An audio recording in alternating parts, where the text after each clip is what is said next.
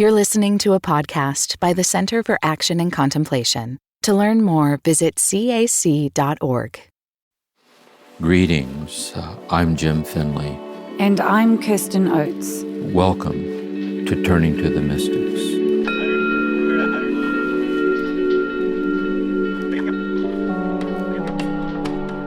Welcome, everyone, to Turning to the Mystics Season 7, where we've been turning to Meister Eckhart.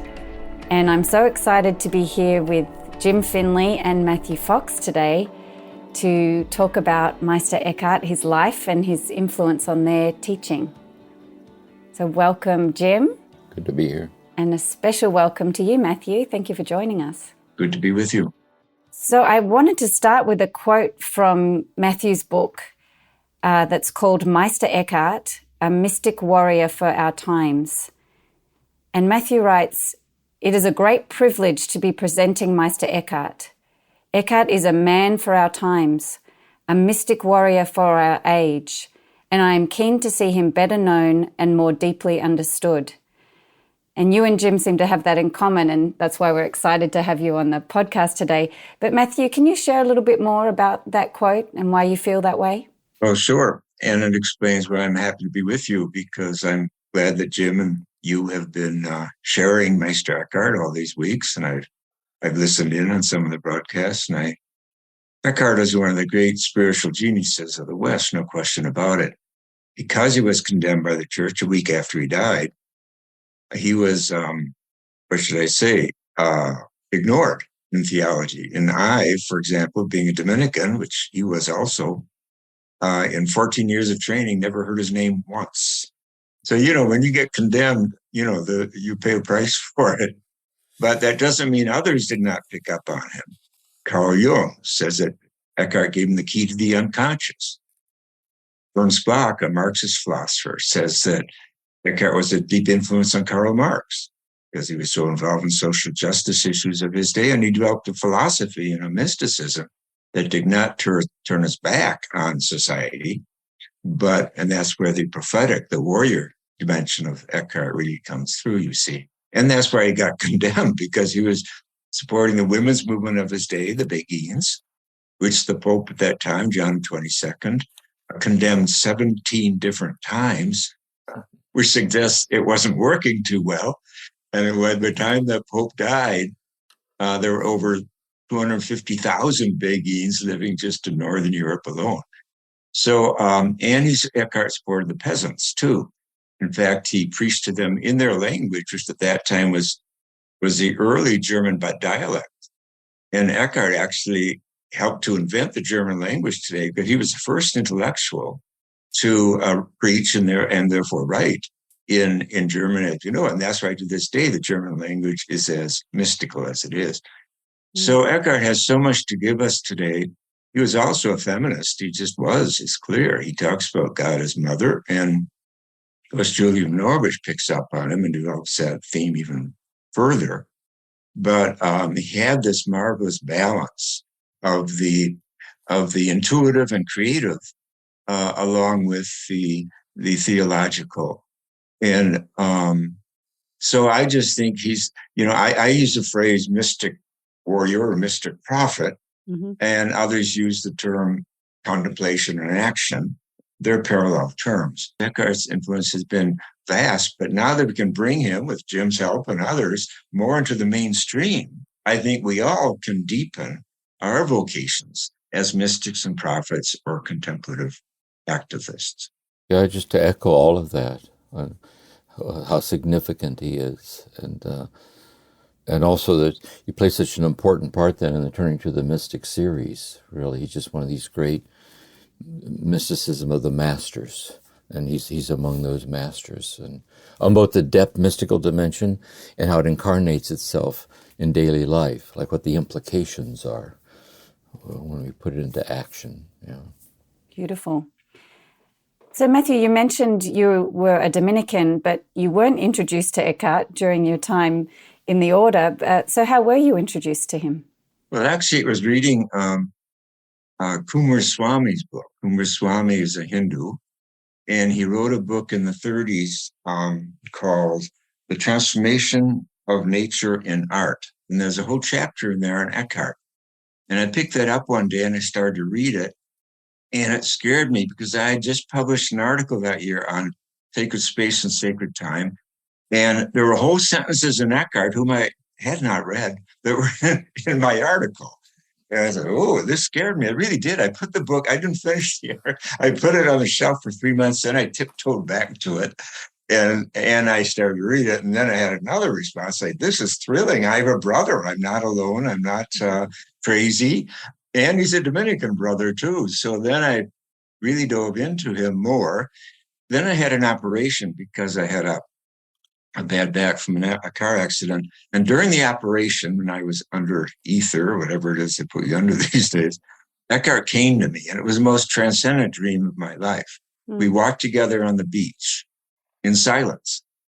And I just knew after that dream that we had a rendezvous. And so it just deepened my interest in him. And then I was writing a book on compassion. And I was becoming very frustrated that so few spiritual theologians in the Christian tradition had written about compassion. They're writing about contemplation all the time, but not compassion. And I was looking and looking, and finally I found in Eckhart this major treatise. It's not just a sermon, although he wrote sermons. He wrote sermons on compassion, delivered them, but a major treatise on Luke 6, be you compassionate, create and have compassionate. It was just what I was looking for, real meat on his bones. So those were some of my conversion experiences early with Eckhart. And I became the more I read him, especially on the theme of compassion, and then went broader, the more I realized I was in the presence of a major heart and mind teller. And so we hung out from then on. I've been teaching him ever since. Yeah. Can you talk a little bit more about what it was like to experience his presence in the dream? And as your life has unfolded, have you continued to feel his presence in that way? Well, as I say, it was the most transcendent dream of my life. Mm. And it's interesting that it was in silence. He was wearing a full Dominican habit. He had no face, which is very interesting. To me, that means he's every man. He's every person, every woman. He's all of ours. But we were walking along the beach of the ocean, and I think that's significant too. For one thing, he wrote a beautiful, it's my favorite sermon of his. Whenever I would read it for years, I would cry. His sermon on compassion, where he, among other things, talks about, he quotes John about how God is in us and we are in God. And so it's panentheism, but that we are in compassion and compassion is in us. Mm. And he ends it with this amazing passage where he says, we don't know what the human soul is. The human soul is as ineffable as God. We can't talk about the human soul anymore than can really talk about God. And he said, well, we can know a little bit about the soul, the work it does, when it goes out to work and all that. Ultimately, we can't know. But then he says, he ends the sermon with this one sentence. He says, the soul is where God works compassion. Amen. And my instincts to say, everyone in the church fainted, and he fainted too and fell off the pulpit. He didn't know what he had just said, that we don't have a soul until we have compassion. Mm. And, that's a mouthful. That's a mouthful.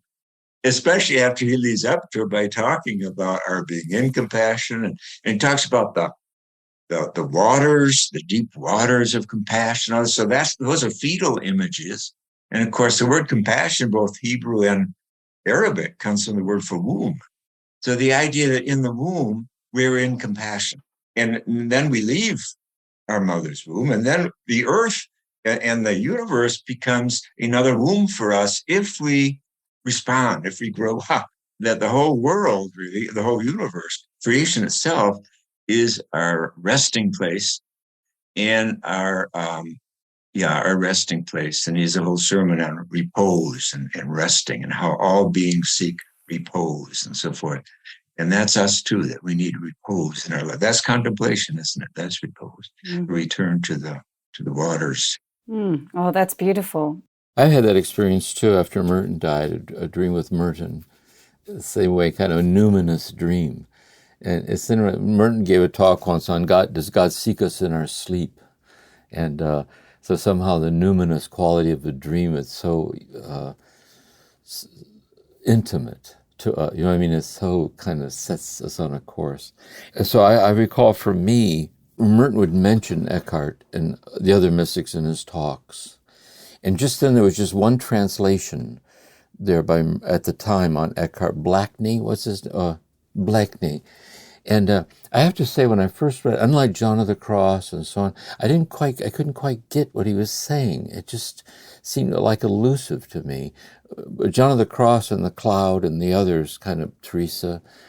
And then after I left the monastery, and then I read your Breakthrough, the translations with the introduction. And then C.F. Kelly, Divine Knowledge of Meister Eckhart, and then Rainer Sherman. And so then he came to be very substantive for me over the years, giving retreats on Eckhart and reading him over and over and over again. He's so intimate and profound. Just an amazing person for all of us, yeah. And so practical. I mean, like his sermon on Martha and Mary, where he just flips the whole tradition and says, Mary was the mature one. She could do two things at once. She could do the dishes in one room and listen to Christ in the next room. Mary had to be centered, focused entirely on Christ because she was immature. He said, someday Mary will grow up to be as mature as Martha and be able to do two things at once. Also, it dawned on me later, after I left, that the reason he eluded me at first, he's so disarmingly immediate to the intimacy of our own experience about detachment. He's really talking about a foundational stance of our subjectivity in the world, and he sheds a light on that. So he's elusive if you're thinking for some kind of pious light, and instead he's shining a light on how we get up in the morning and go to bed at night, and like an experiential self-knowledge in the presence of God. So it was very helpful to me to see that, yeah. And just on that practical note, we have talked a lot in the podcast about the fact that Eckhart wasn't a cloistered monk, that he lived out in the world, he traveled through the world, and how that makes him a different kind of teacher for us. Jim, would you like to just share a little bit about that, and then Matthew could respond? Yeah, this is my sense of it, having been in the cloister where I was introduced to it. In the Catholic Church, most of these religious orders, including the Dominicans, the Jesuits, the Franciscans, it's a vowed life that takes some form of service to the world, the consecrated life of service to the world. But also have in the Church are contemplative or cloistered orders. So Teresa of Avila was cloistered, Therese, the little fluid, was cloistered, Guigo II, a ladder to heaven, was cloistered. John of the Cross, a Carmelite priest, they had ministry, but when he got ordained, he was intending to join the Carthusians to become a hermit. Thomas Merton wanted to become a Carthusian, and the abbot stopped it, wrote to Rome and stopped it. And so what you have is this hidden contemplative life, and every aspect of the life is intended to nurture and foster this deepening communion with God, or the deepening awareness of God's oneness with us, like an eschatological sign in the world, like God alone. And that through that hidden life of prayer, it touches the whole world. And so that life, for 6 years, it had a very profound effect on me. Really, it so meant so much to me. And the talks I had with Merton about it, and the Bergen brothers used to come. They were reformers. They would argue. They didn't quite agree with Merton, and we had talks about that. It was a lovely mutual reflective dialogue they had. But then when I left the monastery, I was out here. And I still wanted to live the contemplative way of life. And I realized it isn't necessary to live in a monastery to live a deeply contemplative life of God's infinite communion with us and share it with others. And Eckhart was very influential in that because he found it in the world. He was in the midst of the world, radiating this presence. So when I lead my retreats, when I give the retreats, like with Matthew, too, the people who come to the retreats are living in the world.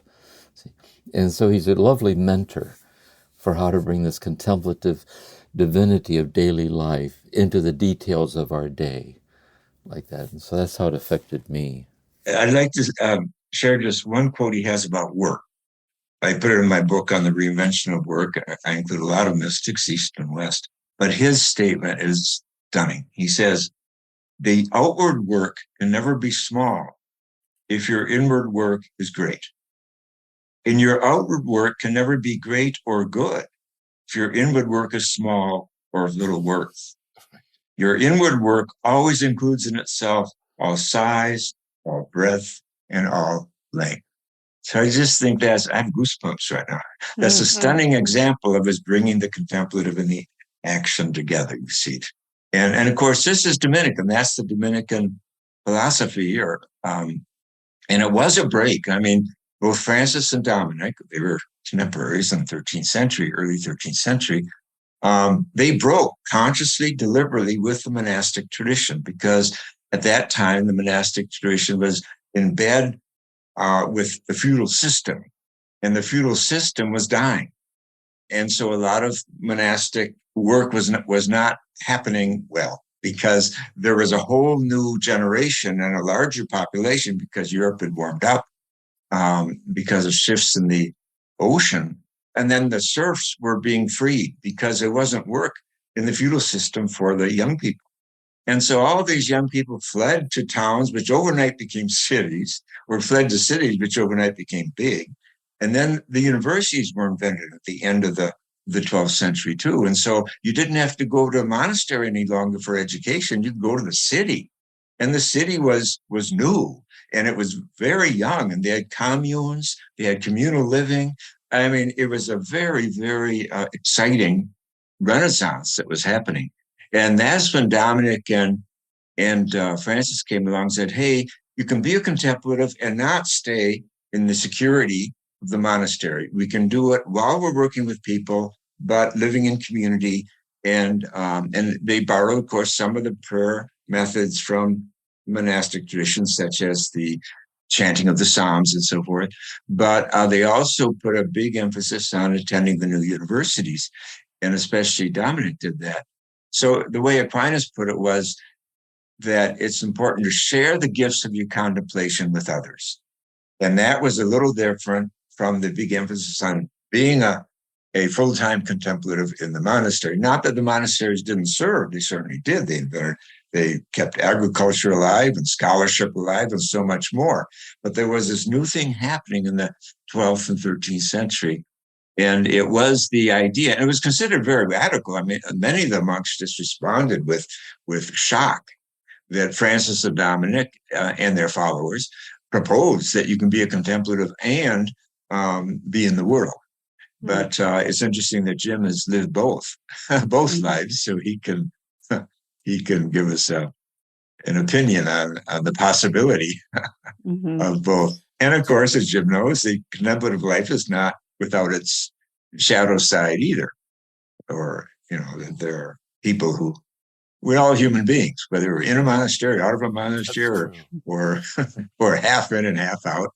And we all have our needs, and we can all make mistakes. Yeah, my sense of it is the cloistered life and life out here, in one sense, is very different. And you can also see how the Spirit works in the church, where a new epoch emerges, and universalizing the call to holiness and so on. And it's also true, I think, the hidden life is more of a rare charism. But if you're really living it, just like in the world, Thomas Merton once said, we should all get down on our knees right now and thank God we can't live the way we want to. And he said, you can't love and live on your own terms. And so if you live the monastic life in a deepest sense, it unravels you. Just completely lays you bare and cry. But the trouble is, there's thousands of ways to hide in a monastery. And it goes on all the time. And Merton saw that. Merton once said, life is 98% Mickey Mouse. And it doesn't help to relocate, because you discover a Mickey Mouse waiting for you at the airport to show you to your new apartment. He said, the key is to find the kernel of pure truth in every situation. And he found it as a monk. So I think we find it where we find, we're called to find it where we're planted and be this contemplative in the midst of our situation. And Eckhart is so lovely about kind of universalizing the divinization to the ground and then concretizing it in our situation. He was in his situation, I'm in my situation. And so it's just endless variations of this transformative process of call to God. Yeah, beautiful. And he was practical. I mean, he was a prior for 8 years at Erfurt. He was assistant provincial and had to travel to Bohemia several times. It's a pretty long way. And, he didn't go by airplane. He had to deal with personnel, with others, and running a monastery or a friary, and of course teaching and running kind of some of the academic stuff and so forth. So, he wasn't just in a cloistered circumstance.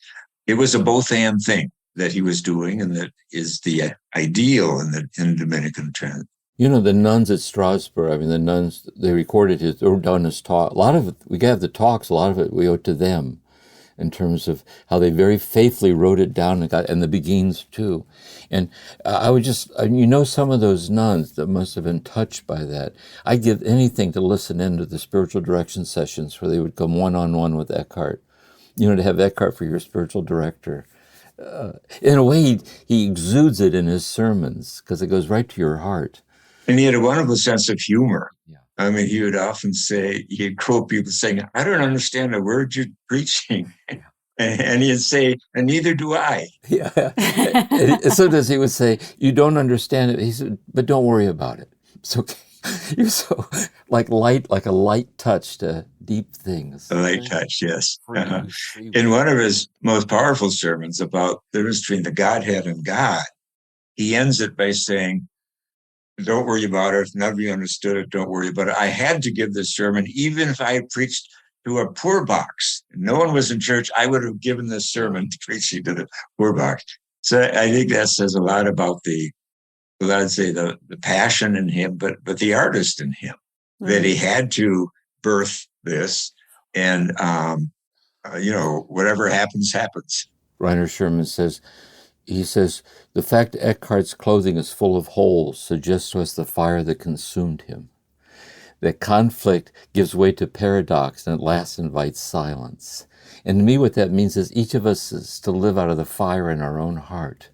Do I mean each of us has had that radicality of a kind of obediential fidelity to follow the light that's given to us to follow. Eckhart's so good that way, kind of modeling that for us, because he did it. And not without a price. I was going to say, he paid a price, yes. He did. You've both shared how he was such a support to women in his time, to the Beguines and to the nuns in Strasbourg. And it's amazing that then they were the ones, after the church condemned him, to hold on to his work, and probably the reason we have it today, so much of it today. The long game. And of course, he speaks to a lot of women today. I'll tell you one story that I had a student, and she was a therapist. There was a class in Eckhart. We were dealing with my little book, Meditations with Eckhart. And then one day in class, she spoke up and she said, "I have to tell you the story." She said, "I was sexually abused by my father." And she said, "For years, I went to therapists, and ultimately I became one." But she said, the deep healing did not happen until reading Eckhart.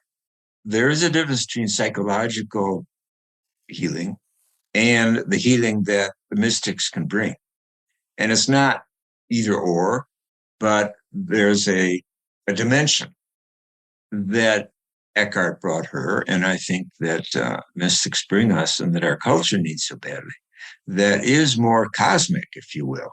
And that includes our souls, just like he was saying in that quote about work, that our psyche and our cosmos and the cosmos go together. And when we are abused, there's a rupture that happens in our soul, so to speak. And someone like Eckhart, I think, brings the whole back again when we've been split into parts. And I think that's what this woman was saying. And she's kept in touch with me over the years, because this has been such an important part of her work, but also of her healing that continues. That's amazing. Well, just building on that, Matthew and Jim, can you talk to us a little bit about how these teachings invite people in their own spiritual path, on their own spiritual path? How might these teachings impact us, guide us, carry us forward? Well, I want to tie it where this becomes spiritual direction or pastoral, this very personal level, and we read Eckhart at that level. And I think one way that it touches people is we get so caught up in the demands of the day, like we're being carried along by the momentum of the day's demands. We have this feeling that we're skimming over the surface of the depths of our own life, like we're suffering from depth deprivation. And we also sense that God's unexplainable oneness with us is hidden in the depths over which we're skimming. So the whole idea, can I slow down enough to catch up with myself, or slow down enough to be present to myself? And that requires a certain intimate quality of detachment. I have to look at the idolatries, or the thing, how can I set aside a daily rendezvous with God, and then habituate it through the day, to not absolutize the passing contingencies of impressions and so on, and sink the taproot of my heart into a deeper place. And it seems to me that everything Eckhart says is an invitation to that, because you can't skim read Meister Eckhart. It's the one-liners that get you. He says it, and you have to stop. And so the pedagogy requires you to stop in a kind of a patient, and then you discover it's luminous. And the very way he's inviting you to follow him is accessing you, and you're dropping down to this deeper place with him, like that. And that's how for me also as a psychotherapist, is where spirituality touches healing, right? Like the depth dimension of the healing encounter, like Matthew was saying about this woman. I see that all the time with people. Well, that's beautifully put, and I'm certainly on board with it. What I derived from Eckhart was what I call the four paths of great spirituality, because traditionally we've been taught purgation, illumination, union, name the spiritual journey. But those ideas are essentially Greek. They come from Plotinus and Proclus, and then Denis Areopagite picked up on them. But in reading Eckhart, I found, and it was the first time I ever wrote about Eckhart, was an article on the four paths in Eckhart. And it's the first time I ever wrote about the four paths. And what I find there is the different naming of the journey. One is via positiva, which is the path of awe, wonder, and joy and delight. That ecstasy of that kind can open us up to this wanting. We have wanting experiences in nature and in love and in friendship and in many circumstances. That's the via positiva. The via negativa is two things. It's silence, it's that emptying and detachment and that dimension of contemplation, but it is also, of course, suffering and loss and grief coming apart. Huma Shodron says when things fall apart, and that happens. Chaos might be another word for it. Rupture might be another word for it. Then comes a via creativa, that creativity comes when you've been emptied. And Eckhart has this great sharing. He says, I once had a dream. Though a man, I dreamt I was pregnant with nothingness. And out of this nothingness, God was born.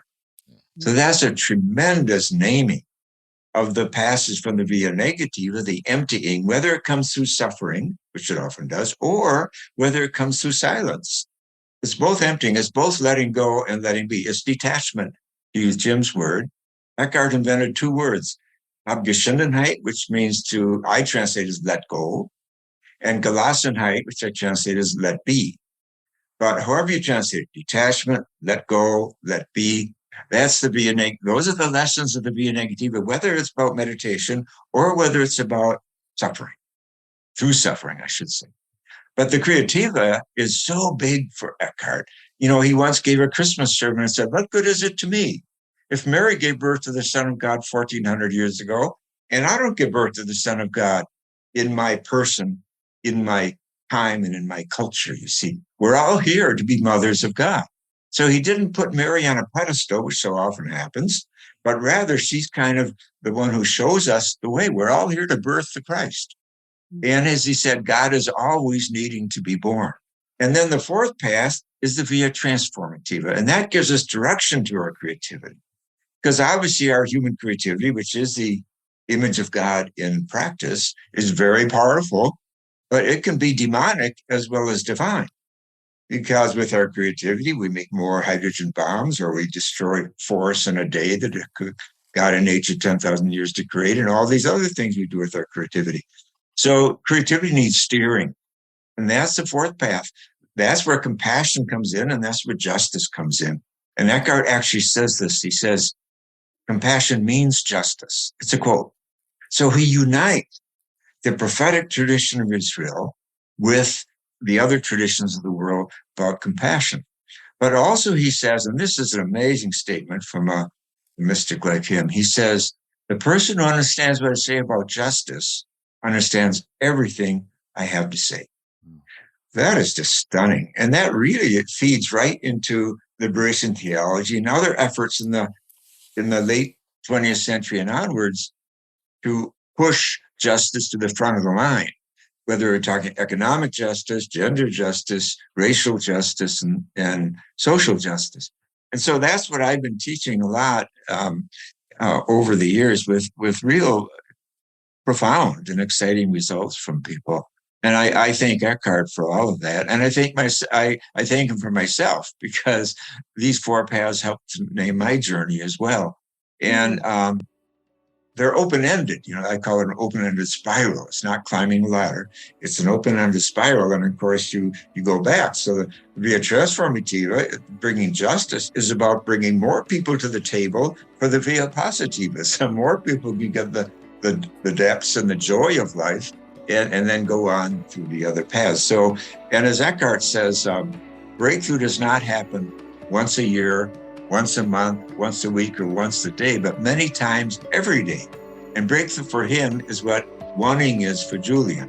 He says in breakthrough, I learned that God and I are one. Beautiful. Thank you for sharing that, Matthew.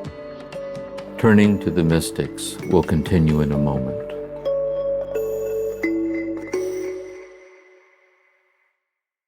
Many of us feel increasing anger at injustice, violence, and indifference in our world today. Join us March 14th for What Do I Do With My Anger? An online gathering featuring Richard Rohr and Brian McLaren. Learn ways of transforming anger into loving action, inspired by Father Richard's new book, The Tears of Things. Register today at cac.org/anger. That's cac.org/ANGER. What does it mean to embody salt and light? In 2025, Richard Rohr's daily meditations turn to Jesus' timeless metaphor for reflecting love into the world. Amid this season of uncertainty, join us in living with trust, being salt and light. For 18 years, the daily meditations have inspired thousands of readers like you. Subscribe today at cac.org/saltlight2025. That's cac.org/SALTLIGHT2025. I think also through Eckhart way, I guess any teacher teaching, we each have to find our own way to word the word of Eckhart that touched us, so it carries over to carry it over. And this way I put it too is with Eckhart, all the mystics really, if you look close, the seminal passages, is what Eckhart is telling us is to find that act, find that person, find that community, find that form of service or creativity, which, when you give yourself over to it with your whole heart, it unravels your petty preoccupation with your self-absorbed self and strangely brings you home to yourself near your origin. See? And I think that so much, to me, is a way of articulating what he's inviting us to do in the midst of our situation. And regardless of the situation, we're married, it's the depths, the potential in marriage. If you're a parent, if you're widowed, if you're old, if you have a terminal illness, if you're teaching a kindergarten class, what does it mean to be a contemplative politician? What does it mean to be a contemplative attorney? What does it mean to really invest the whole of oneself in this fulfilling way? And I think Eckhart's a good patron saint for that way of life, which is really Christ's life. I mean, it's just, yeah. Yeah, well, I couldn't agree more. One of his teachings that I have fun with, because it's an invitation to play, I think, is his teaching to work without a why, and to love without a why. one day it was a Sunday, I remember, and I went swimming in a lake near where I live, north of Chicago, with two friends. So there were three of us. And 5 minutes into the swim, one of my friends lost his teeth, went down to the bottom of the brown lake.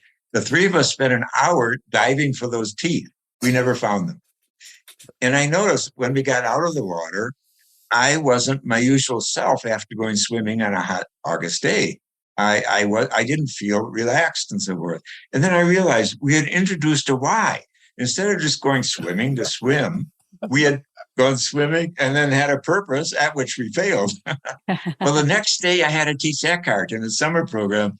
And sure enough, and we were using that little book that you know, and in the reading was that passage, to live without a why and work without a why and love without a why. So we never found the teeth, but I found the truth of that insight of Eckhart, that and of course, living in a capitalist culture, everything tends to be for a why, for a purpose.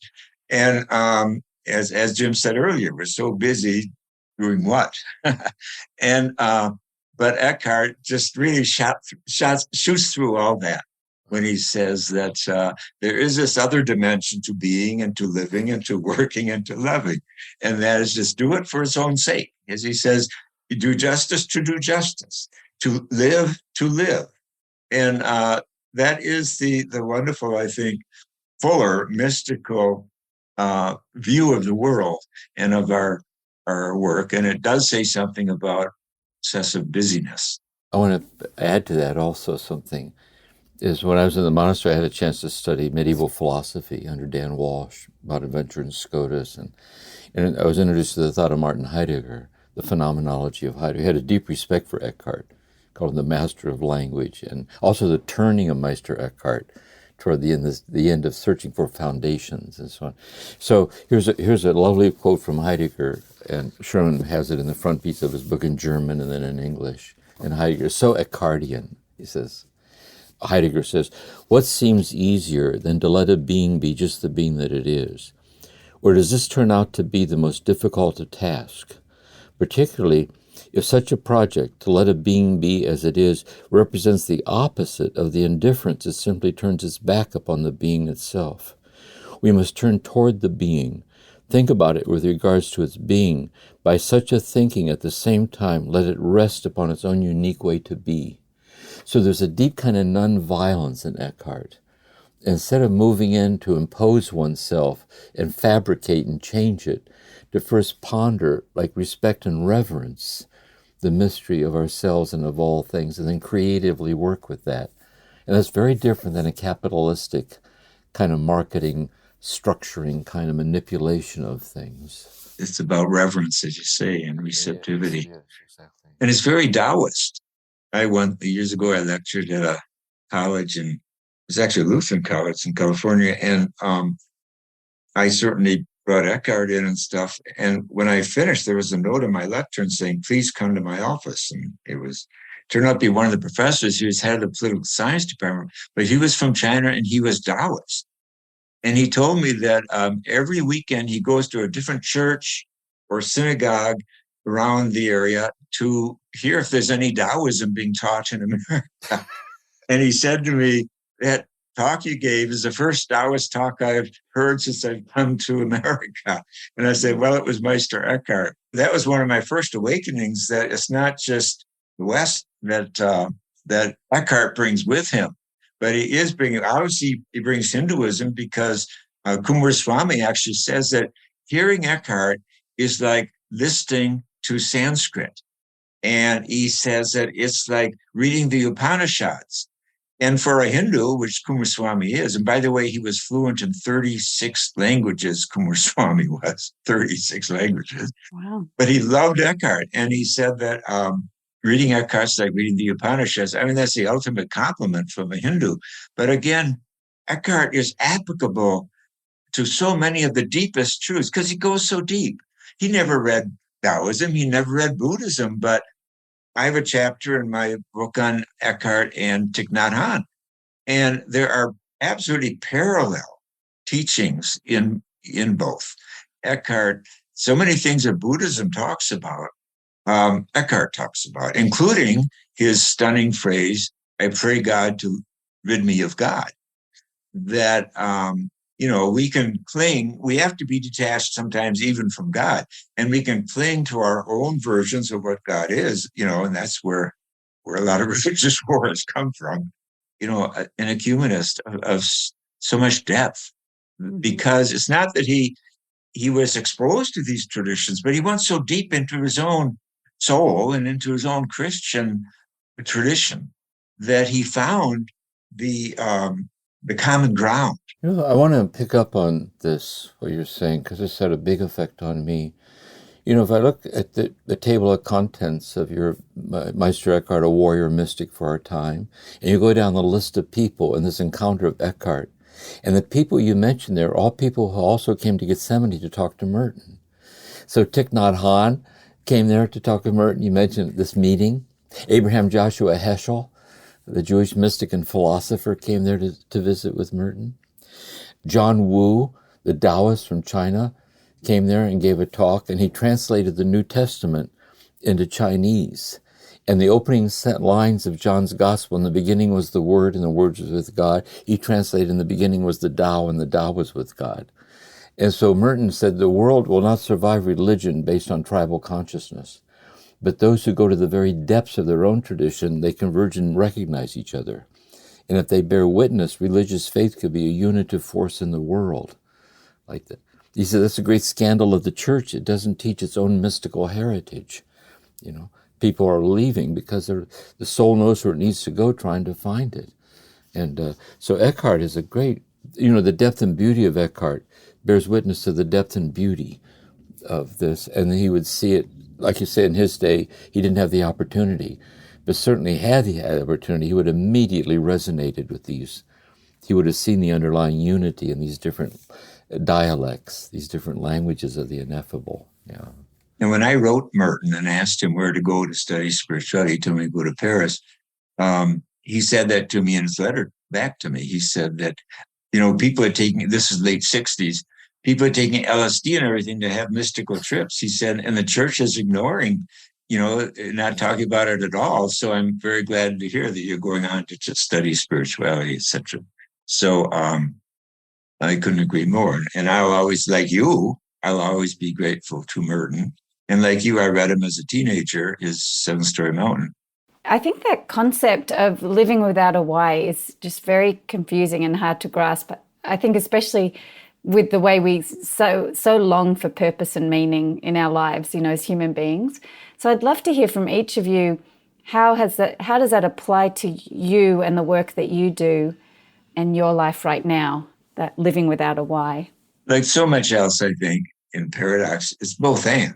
Obviously, we have to live for whys. We have to pay our bills and keep the roof over the head, etc. Care for one another. But there's this other dimension. We have to, at times, live, love, and work without a why, which again means, to me, purposelessly. So contemplation, I think, by definition, is not for a why. It's not for a purpose.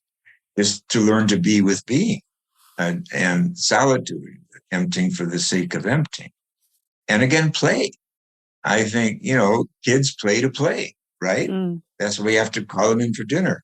And that's a wonderful thing because time goes out the door. I've always said to my students, when you can say, where has the time gone? You've just had a mystical experience because you're beyond the everyday world of time and even place. And there's a wonderful French philosopher who died quite recently, Gaston Bachelard, and he talks about what I call the 3 eyes. I think it's a wonderful taking apart of a mystical experience. And that's so special because it's hard to talk about mysticism, but maybe to take it apart is even neater. 3 eyes. One is immensity. The other is intensity. And the other is intimacy. And he says that we humans, we have these experiences of immensity where we feel connected to the universe, for example. And we have experiences of intensity. And we know we have them because we remember them. The intense experience are the memorable experiences. But to me, what wraps it up is the intimacy. In spite of the fact that it's immense, that we connect to the universe, and that it's intense, it is also intimate.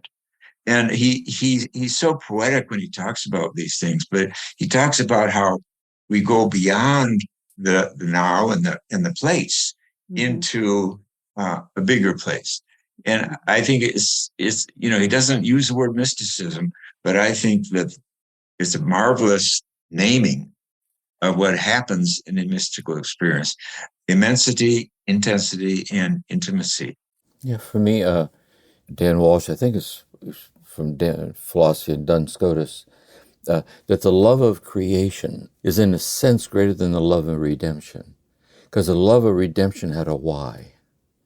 The love of creation had no why, and the word I use for it is the anarchy of the ineffable. See? Because in the ground, there's no intentionality in the ground. See? And we're rising without a why.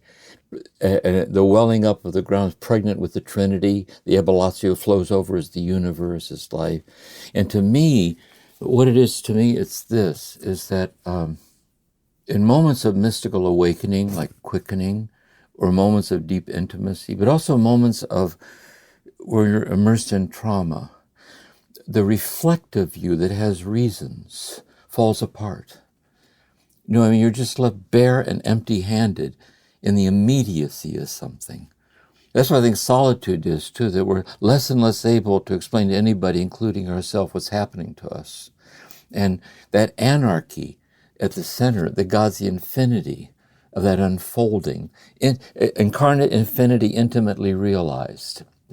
But as soon as you have a why, there's a kind of a attachment in that the why you choose are all the other whys you didn't choose. But if you're infinitely open and let things flow and come to you like the Tao, it's not getting like fixated on. It's like a wayless way rather than fixated on a way.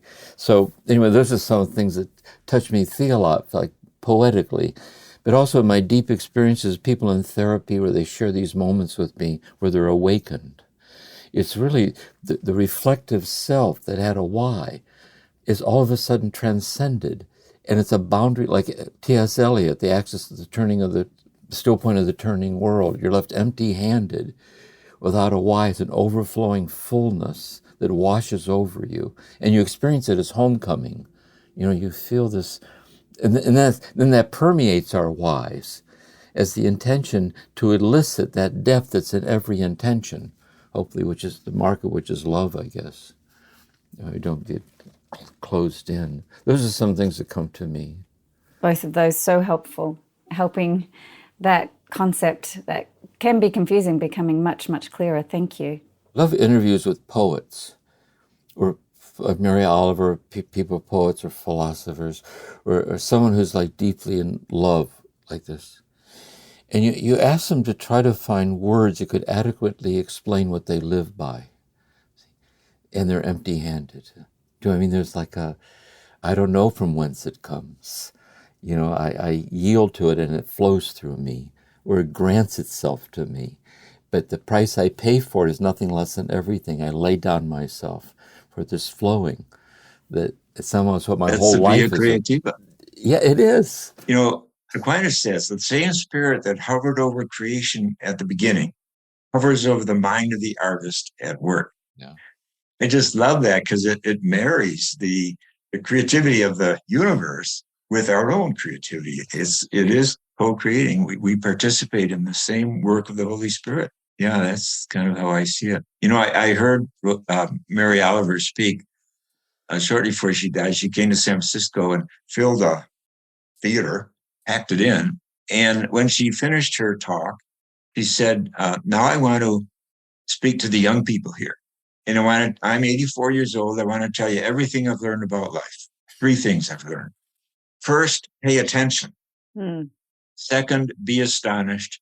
Third, share your astonishment. That's everything I've learned about life. The rest is all details. In the interview she did with Krista Tippett just before she died on Being, Krista Tippett drew out this poem or Mary Oliver says it's a poem where she was burdened with things, and she went down to the coastline, the waves crashing on the beach, and she poured out all her problems to the ocean, all these waves, and the ocean said, "Pardon me, I have work to do." See? That's good. I like that. Oh, that's beautiful. Just to close this wonderful conversation that we've had today, I just wanted to ask you about Eckhart's approach to prayer. And so I have a quote. Matthew, this is a quote from your book. "Whoever seeks God in a special way gets the way but misses God who lies hidden in it. But whoever seeks God without any special way gets him or gets God as he is in himself. And that person lives with the Son and is life itself." Could you just comment on how we might take Eckhart's way of being forward today? Well, I think Eckhart is saying we can get attached to anything, including our modes of prayer. To remain open, to that phrase that Jim just shared about being open, that the Spirit is always present and approaching us, and often through surprise ways. We meet a new person, have a conversation, and just so many ways, reading a book, meditating on our pets and with them. So, I think what he's saying radically is stay open. And there is a danger of being so attached to our methods. In another teaching, and similar, he talks about how some people, sometimes if you're attached to your methods, it's like wrapping God up in a blanket and putting God under your bench or under your pew. So for him, there is this radical openness that is essential. And I think that statement of his is very Dominican, and is what we began our conversation with. When you're in the world, anything can happen, and it doesn't mean you have to flee back to your cell. And he says, once you've learned to let go and let be, you are always in the right place at the right time, whether you're in the market, a lot of people and noise, or whether you're in a monastic cell or any place in between. And here's one more example. He says, a person worked in a stable. He had breakthrough. What did he do? He went back to the stable. Right. So the gift of contemplation and the gift of communion and presence is something that doesn't have to change the outside of our life. It changes us on the inside, and we just bring that breakthrough to whatever we're called to do. There's these letters of Plato, and in one of the letters, Plato says, as regard to my essential teaching, I have never written it down, and never will. It's handed on from master to student in a face-to-face encounter, and a fire catches hold in the heart of the student, like this. And Chogyam Trungpa Rinpoche, the Tibetan master, he said that the artist needs to learn the discipline of art, perspective, but the art begins when a birth breaks open. John Cage says the artist doesn't begin in earnest till they no longer know what they're doing. And so I think prayers like that too. You look at the mystics, what they're really concerned about. All these mystics, they're looking at this tipping point. We have to start out some way with an understanding. We need to get a place to get our balance. So, but they all talk about discerning this tipping point, where, like Teresa in the Fourth Mansion, where you realize your heart's being enlarged to divine proportions. Where John the Cross was talking about finding God in a passage through a dark night. Or through, they each have their own metaphor. And I think this metaphor of letting go of all ways is a wayless way that pours out in every way and incarnates it in every way, as long as you're not attached to any of them. And that doesn't mean you don't have a way. It just means it's an open-ended way that's woven and is harmonious with all these ways. That we walk our way is given to us, and it shifts and changes. So that's my sense of it. Because there's always a method. Like therapy has a method, or writing a book has a method. But when it's real, it's a method in the service of the breaking through of something that can't be methodized. It's not reducible. Because you can tell when it is a method. It has the feeling of a method. It has that feeling to it. But when it's art or love, it has this luminous quality to it. And God's the infinity of that luminosity, I think Eckhart would say. Yeah.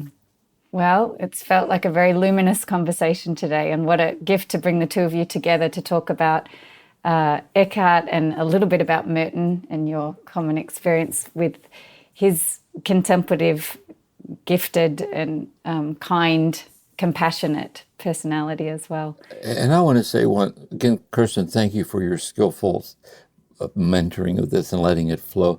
But Matthew, I'm so blessed by our dialogue. I'm so grateful that you joined us like this. I'm so touched by it and the resonance with it. So anyway, it was beautiful. So I'm so grateful. Thank you. I assure you it's mutual, and I thank you. It's a joy to meet you, especially having read more of your own story in your most recent and courageous book. And I too thank you, Kirsten, for mediating and being the leader in this process. Thank you for listening to this episode of Turning to the Mystics, a podcast created by the Center for Action and Contemplation. We're planning to do episodes that answer your questions. So if you have a question, please email us at podcasts@cac.org or send us a voicemail. All of this information can be found in the show notes. We'll see you again soon.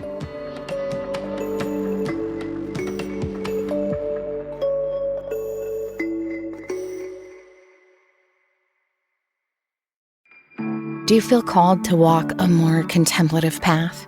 The Center for Action and Contemplation is an educational nonprofit supporting the journey of inner transformation.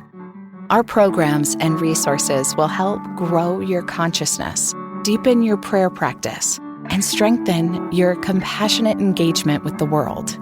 Learn more about our resources, such as publications, podcasts, email series, and events at www.cac.org.